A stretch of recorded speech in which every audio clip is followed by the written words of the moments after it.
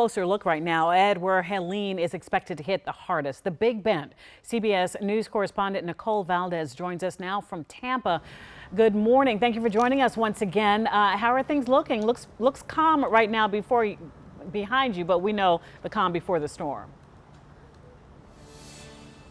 Yeah, don't let this fool you. We've definitely had our share of strong wind gusts and some intense rain bands move through. We're in a little bit of a lull right now, but what I want to point out was just how empty the streets are here in downtown Tampa. That gives you an idea that people have, in fact, been taking this storm seriously. We know Hurricane Helene is quickly approaching, and the conditions here are going to change really within the next few hours. We're going to see a lot stronger winds. We're going to see a lot more rain, and in fact, some areas further south of where I'm standing right now are already reporting some significant flooding ongoing. So there are conditions that are just going to intensify later on into the day today.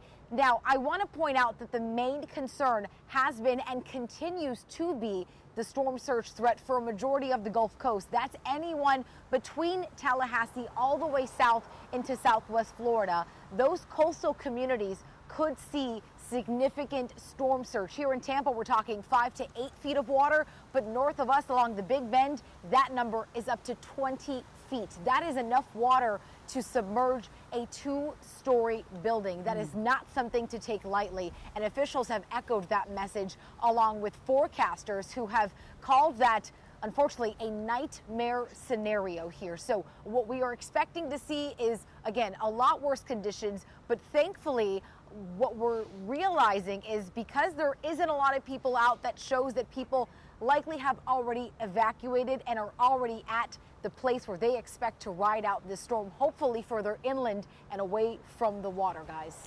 Look, you just were hit with that with Debbie not too long ago, last month, in fact. How does that impact any cleanup from that and folks just mentally preparing to move into Helene? Well, people still on edge from that storm. Thankfully, not nearly as impactful as one about last year. Hurricane Helene is, of course, what I'm mentioning there. But yeah, Debbie was still a storm where actually Citrus County residents had to have FEMA come out and check the structural integrity of certain homes. So that was a storm that sort of got people back to realizing we are in hurricane season. Do not be fooled by maybe what some might have thought was a little slower of a season. This storm is actually going to really remind people how quickly things can change. Expected to hit as a Cat 3. Nicole Valdez from Tampa, thank you so much for joining us this morning.